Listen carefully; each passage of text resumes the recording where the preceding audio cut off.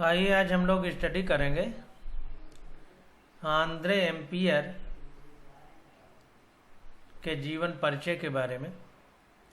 तो 1775 से 1836 ईस्वी के बीच में इनका जीवन रहा है।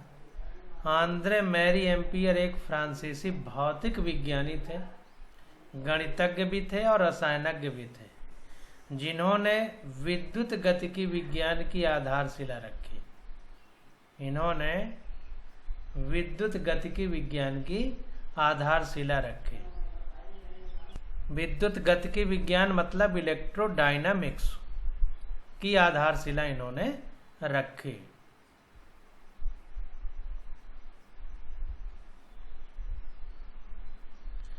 देखिए, एम्पियर एक बाल प्रतिभा थे, यानी बचपन से ही वो बहुत इंटेलिजेंट थे, जिसने 12 वर्ष की आयु में उच्च गणित में महारत हासिल कर ली थी। एम्पियर ने आर्स्टेड की खोज का महत्व समझा और धारा विद्युत एवं चुंबकत्व में संबंध खोजने के लिए प्रयोगों की एक लंबी श्रृंखला पार की।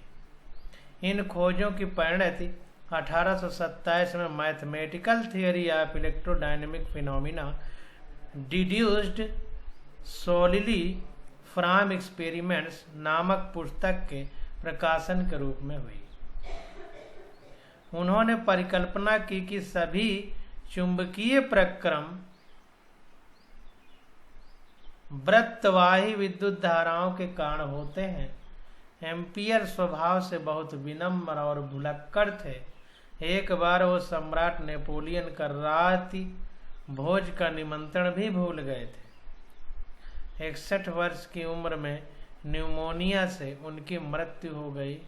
उनकी कब्र के पत्थर पर एक समाधि लेख उत्कीर्णित है। टांडेम फेलिक्स अंत में प्रसन्न। इस विषय पर उनकी समाधि में एक लेख लिखा हुआ है, एक पत्थर पर। तो भुलक्कड़ किस्म के भी थे और नेपोलियन के एक सम्राट थे, उनका रात में निमंत्रण आया था रात के लिए, तो उसको भी वो भूल गए थे, इतने भुलक्कड़ थे। अब आगे देखें, हमारा आ जाता है परिनालिका। परिनालिका को इंग्लिश में सोलिनॉइड बोलते हैं। तो सोलिनॉइड के बारे में अब हम आगे स्टडी करेंगे। देखिए, अंग्रेजी में लिखा है द सोलिनॉइड।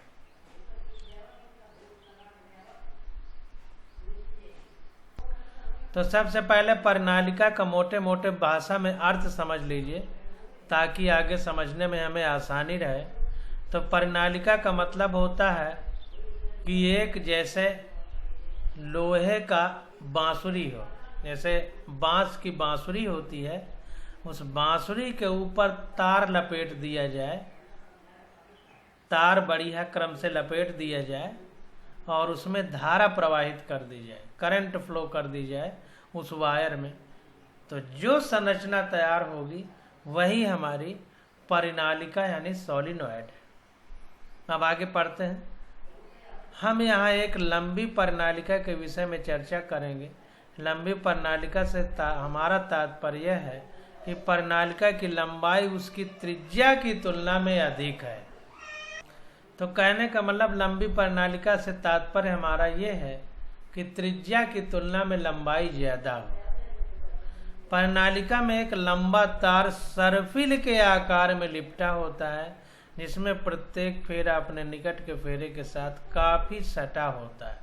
तो कहने का मतलब कि उसी बांसुरी जैसी खोखले बांस की नली में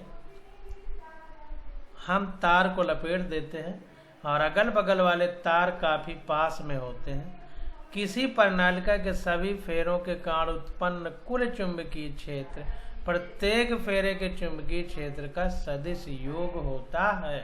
तो जाहिर सी बात है कि चुंबकीय क्षेत्र हमारा सदिश राशि है, वेक्टर क्वांटिटी है।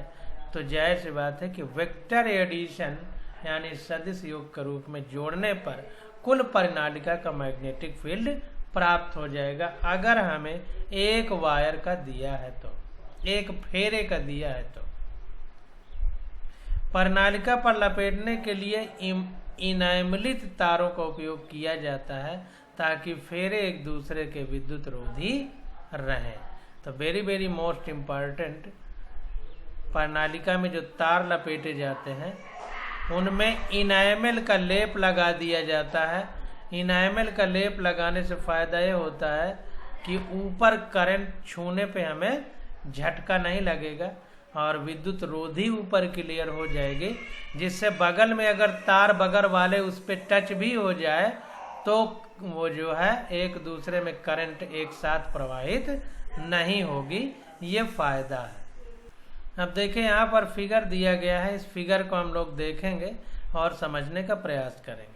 तो देखिए ए और बी दो फिगर दिए गए हैं। तो कह रहा है प्रणालिका के किसी भाग जिसे स्पष्टता की दृष्टि से बाहर खींचा दर्शाया गया है कि काण चुंबकीय क्षेत्र। तो ये जो है क्या है कि इस तरह से एक नली है, इसको दिखा देते हैं बना करके, आप लोगों को और अच्छे से समझ में आ जाएगा। तो मान लीजिए इस तरह से कोई एक नली है, इस तरीके से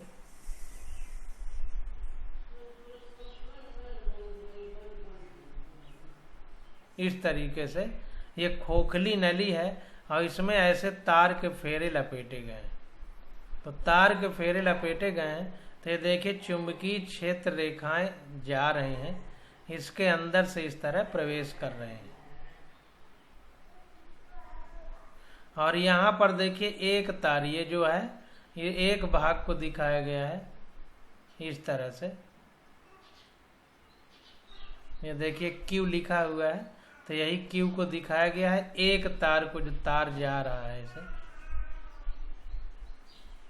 तो कुल मिला के कहने का मतलब डॉट डॉट पॉइंट दिखाए गए हैं कि मतलब इस तरह से तार सब जगह गए हैं और ये एक तार को दिखाया गया है और सारे तारों के कारण इस तरह से जैसे ऐसे चुंबकीय क्षेत्र रेखाएं निकल रही हैं, ऐसे घूम के ऐसे आएंगी। तो ये देखिए एक एक को दिखाया गया है कि ऐसे घूम करके चुंबकीय रेखाएं चूंकि वृत्ताकार पथ बनाती हैं तो वैसे इधर डॉट डॉट का मतलब इधर प्रवेश कर रही है। देखिए तीर इधर को जा रहा है, इधर प्रवेश कर रही है, इधर निकल रहे, क्रॉस नहीं, इधर निकल रही है। ये नुकीले का मतलब इधर निकल रही है और क्रॉस का मतलब इधर से प्रवेश कर रही है, ये दिखाया जा रहा है। अब देखिए यहाँ पर बताया जा रहा है कि केवल वाह्य अर्धवृत्ताकार भाग दिखाया गया है, केवल बाहरी वाला ये अर्धवृत्ता मतलब इसके पीछे भी इसी तरह तार लिपटा होगा, तो उसको तो हम इस कागज पे नहीं बना सकते, तो सिर्फ बाहरी दिखाया गया है।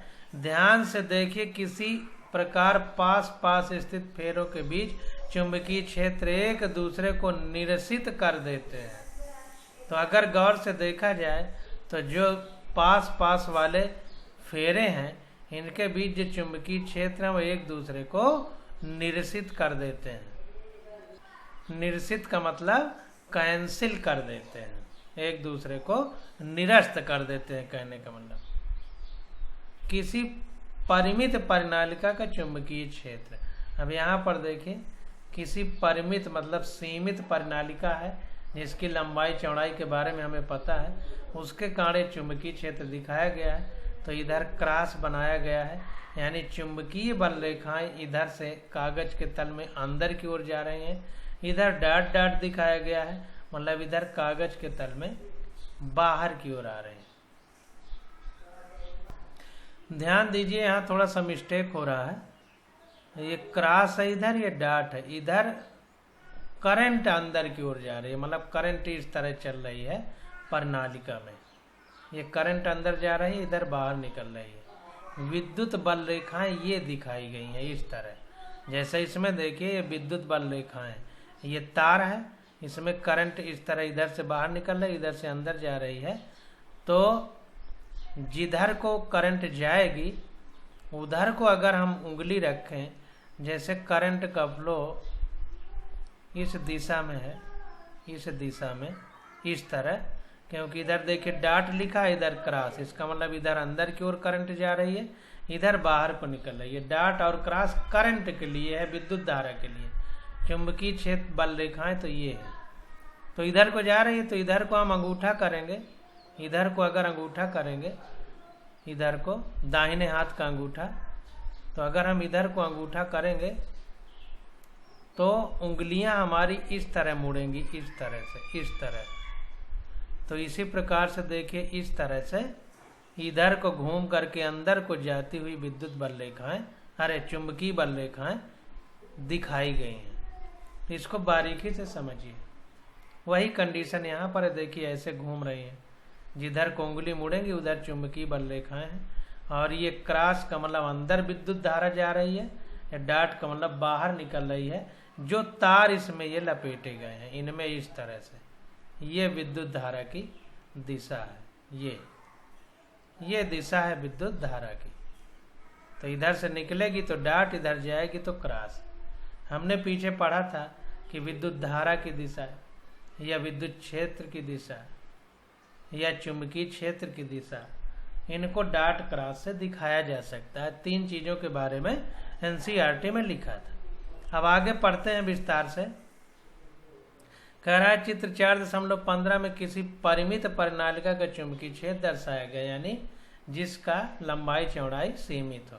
चित्र 4.15 में हमने इस परिनालिका के एक खंड को विस्तारित करके दिखाया है। तो एक खंड छोटा सा दिखाया गया है सोलिनॉइड या परिनालिका का। चित्र 4.15 में वृत्ताकार पास से यह स्पष्ट है कि 2 पास के फेरों के बीच चुंबकीय क्षेत्र नष्ट हो जाता है।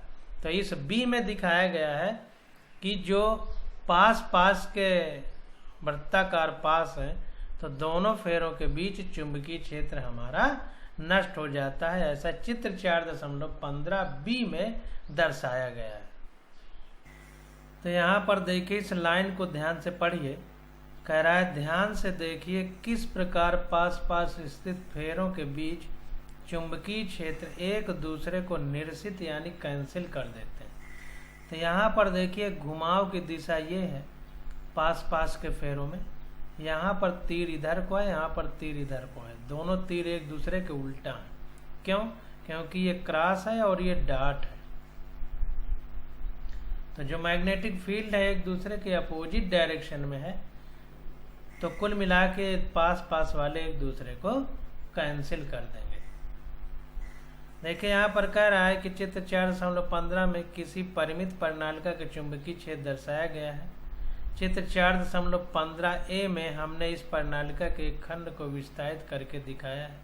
चित्र 4.15 में वृत्ताकार पास से यह स्पष्ट है कि 2 पास के फेरों के बीच चुंबकीय क्षेत्र नष्ट हो जाता है। चित्र 4.15 में हम यह देखते हैं कि अंतःभाग के मध्य बिंदु P पर चुंबकीय क्षेत्र एक समान प्रबल तथा परिनालिका के अक्ष के अनुदिश है। तो अगर हम इस फिगर को देखें तो P बिंदु पर देखें अक्ष के अनुदिश, मतलब ये अगर एक्सिस ले लिया जाए, कोई परिनालिका है खोखली, तो ये एक्सिस ले लिया जाए तो एक्सिस के डायरेक्शन में ही मैग्नेटिक फील्ड है।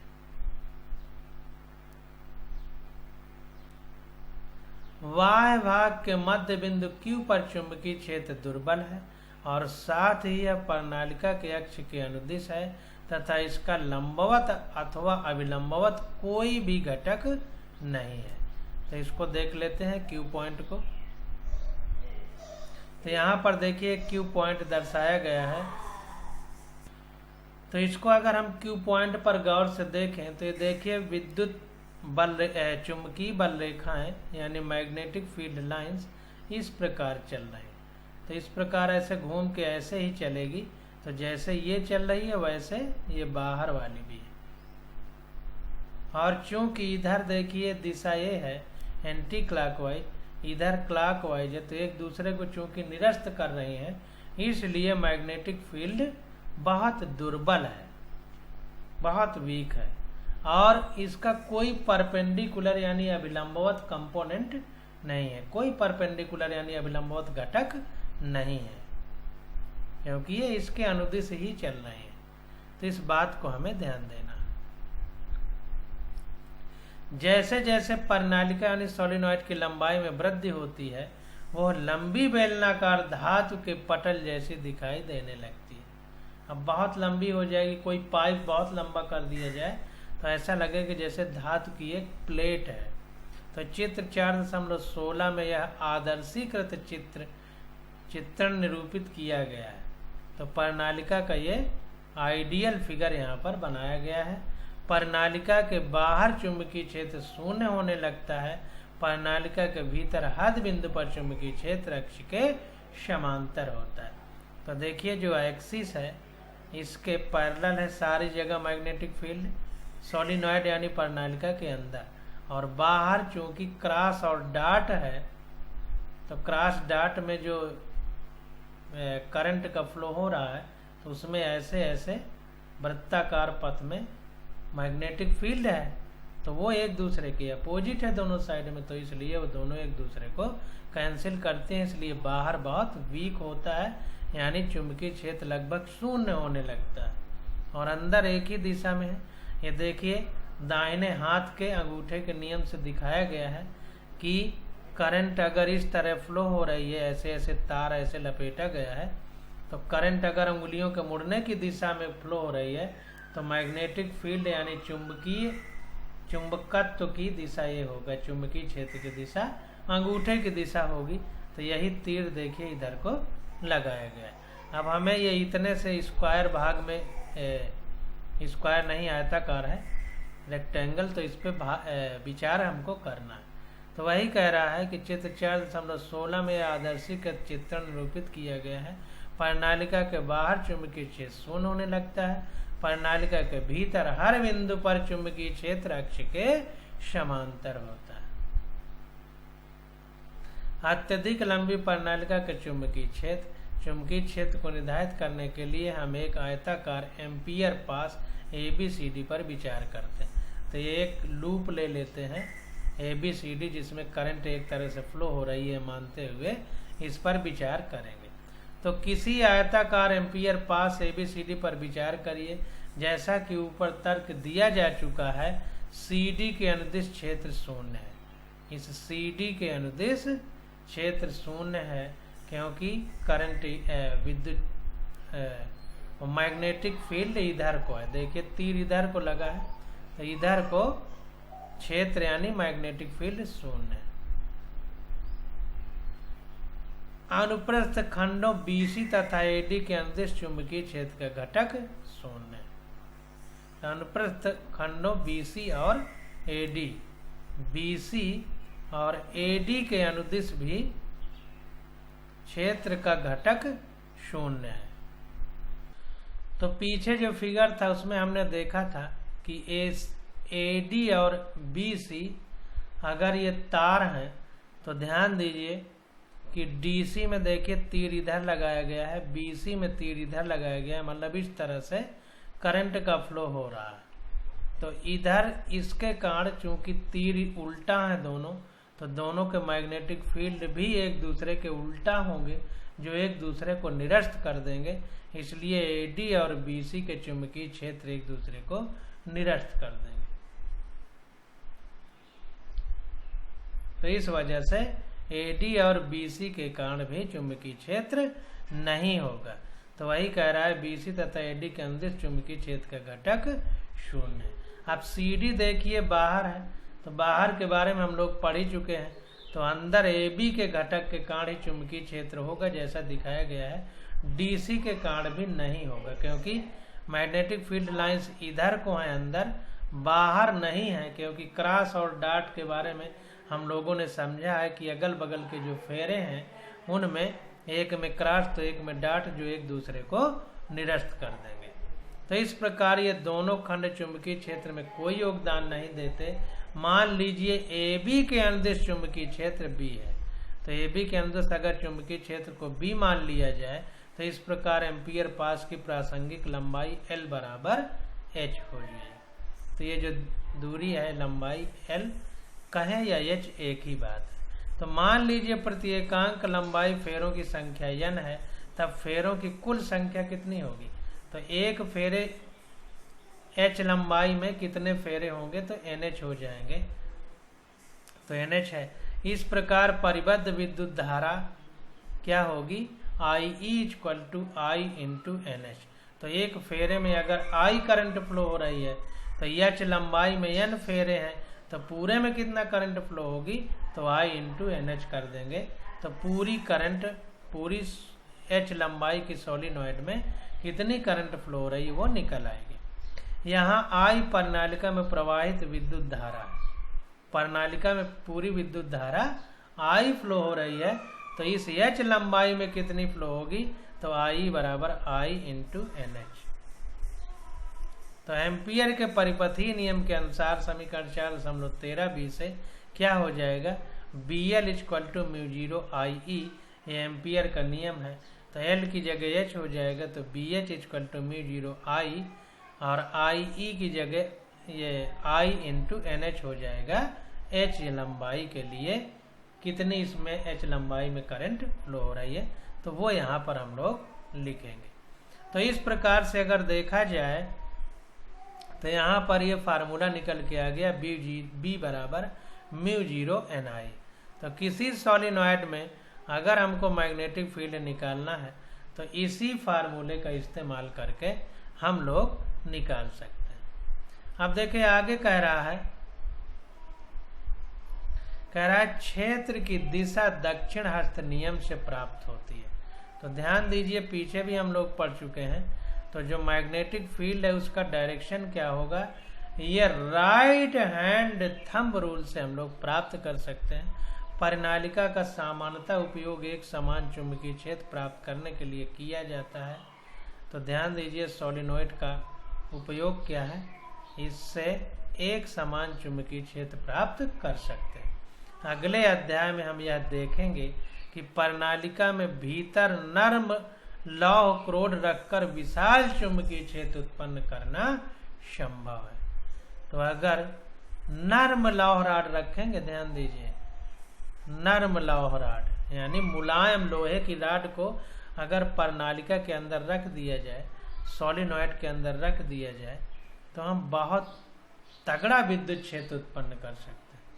अब देखिए क्वेश्चन आ गया, उदाहरण 4.8 कह रहा है कोई प्रणालिका जिसकी लंबाई 0.5 मीटर है, त्रिज्या 1 सेंटीमीटर है और इसमें 500 फेरे हैं, इसमें 5 एम्पियर विद्युत धारा प्रवाहित हो रही है। तो प्रणालिका के भीतर चुंबकीय क्षेत्र का परिमाण क्या होगा। तो प्रति एकांक लंबाई में फेरों की संख्या कितनी है, 500 फेरे हैं पूरी लंबाई में, तो एकांक में क्या होगा, n बराबर 500/0.5, यानी पूरी लंबाई का भाग दे देंगे, प्रणालिका की लंबाई का भाग दे देंगे पूरे फेरों में। तो एक फेरों की संख्या निकल आएगी। तो n बराबर 500/0.5, तो 1000 फेरे प्रति मीटर आ गए, क्योंकि ये 0.5 मीटर में है तो इसका भाग देगी। तो 1000 फेरे प्रति मीटर में है और लंबाई कितनी है, 0.5 है। तो जाहिर सी बात है कि आधा मीटर में 500 फेरे हैं, तो 1 मीटर में 1000 होगा ही। अब लंबाई L बराबर 0.5 है, त्रिज्या R बराबर 0.01 मीटर है। तो इस प्रकार L/A कितना हो गया, L/A बराबर हो गया 50। तो यहाँ पर देखिए L/A लिखा गया है, तो ये इसलिए लिखा है कि L लंबाई है और A क्षेत्रफल है, एरिया। तो सोलिनॉइड एक तरह से खोखला सिलेंडर है, तो खोखले सिलेंडर के एरिया का फार्मूला लगा देंगे तो L/A का रेशियो आ जाएगा 50। आप करके देखिए, 4πr² सॉलिड का होता है, तो वैसे खोखले का रख देंगे तो आ जाएगा। तो इसने निकाला है तो 50 आया है। तो कहने का मतलब ये है कि लंबाई की तुलना में एरिया बहुत कम है, तो इसका मतलब L बहुत ज़्यादा है A की तुलना में। तो हम लंबी प्रणालिका का सूत्र का उपयोग कर सकते हैं। तो लंबी प्रणालिका का सूत्र लिख दिया, B बराबर म्यू जीरो एन आई।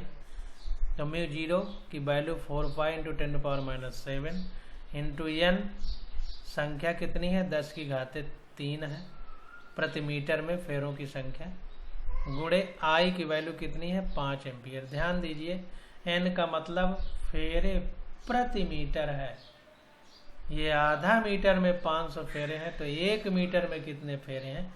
तो ध्यान दीजिए, n में कभी गलती ना हो, प्रति मीटर में कितने फेरे हैं वो हमको रखना है, नहीं तो हमारा सवाल गलत हो जाएगा।